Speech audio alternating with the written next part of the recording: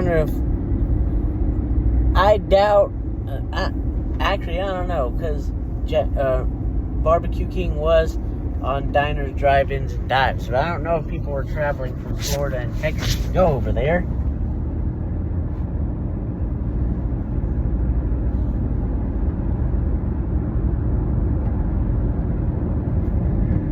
you mind if I go by Punta Cana, see if I can get a check that's the cook owes me?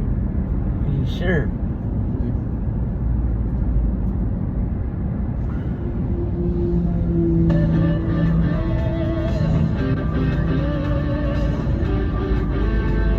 That dude's music.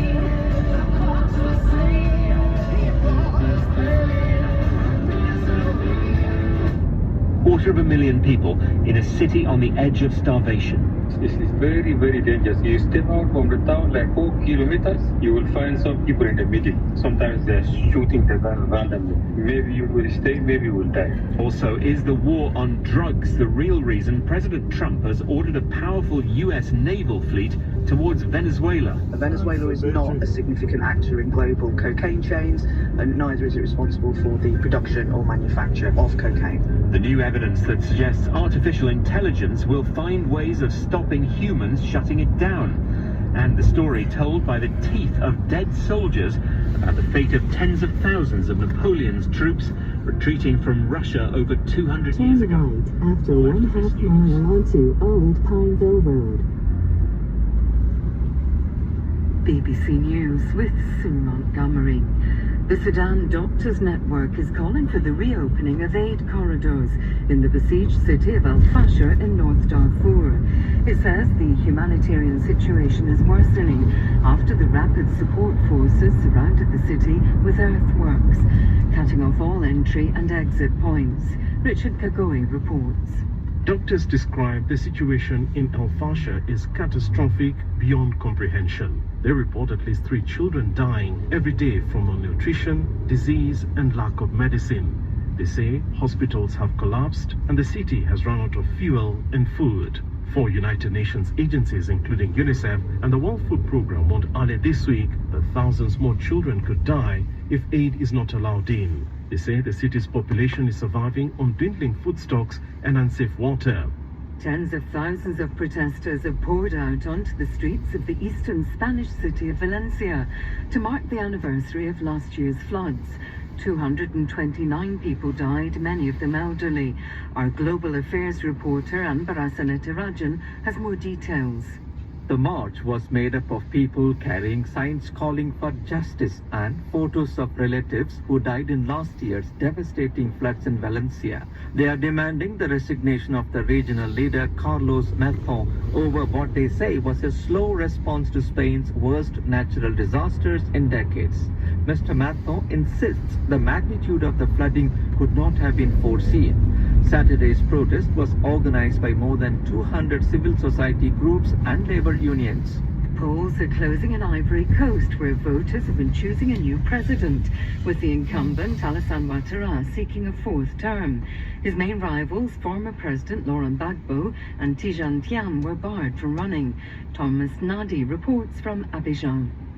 The exclusion of the 2 main opposition candidates and the arrest of protesters ahead of the polls have made this a tense poll. Some voters have heeded calls by former President Gbagbo and Thiam to boycott the vote, contributing to the apparent low turnout. Many have questioned the legitimacy and transparency of the electoral process. Ivory Coast, the world's leading producer of cocoa, has a history of political unrest and civil wars, making many Ivorians wary.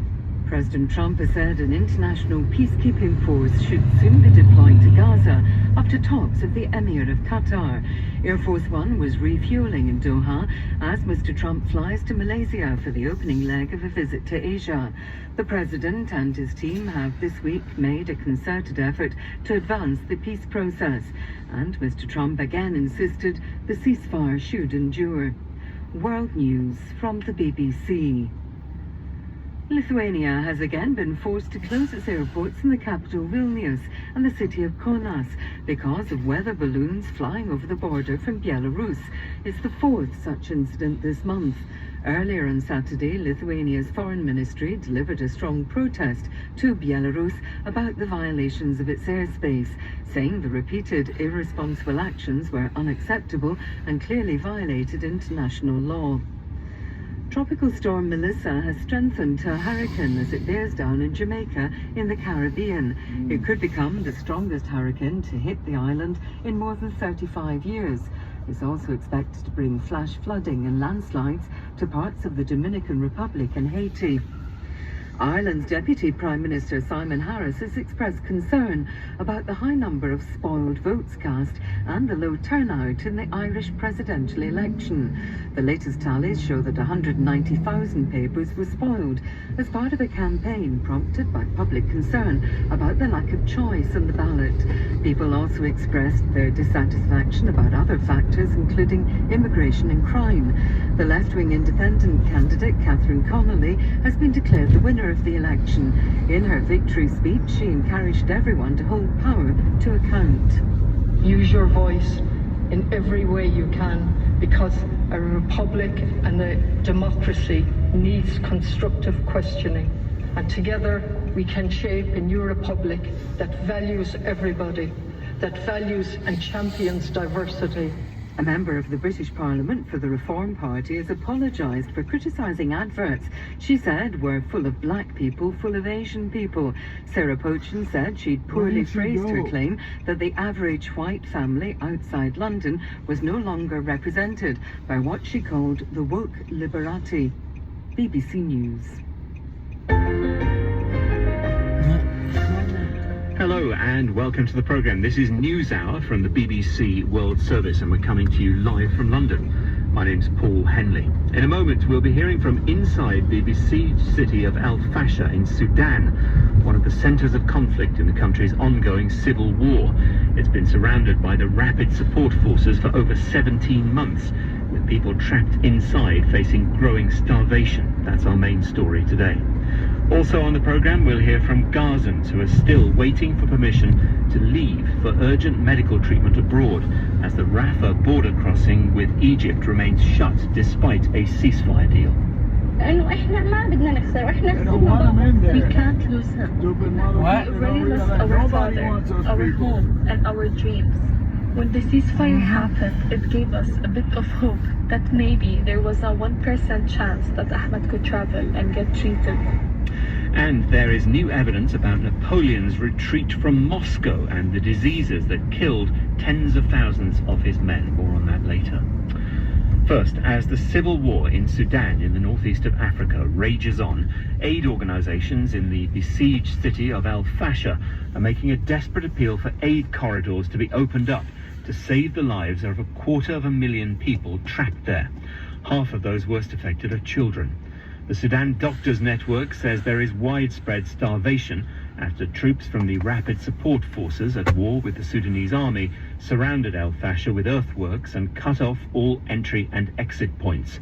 Most of the remaining population is now classified as IDPs, or internally displaced people. We talked to one man, Khalid, who has been in the city since the start of the conflict. Nowadays, like 3 months back, the situation here is getting worse. For example, food. There's no food at all now. Even if you have money, you cannot find it. 1 week or 2 weeks ago, it was very expensive. The poor people even cannot buy it. And even if you are rich also, and you have family here, you cannot survive there. To find food here is really, really, really, really, really difficult. And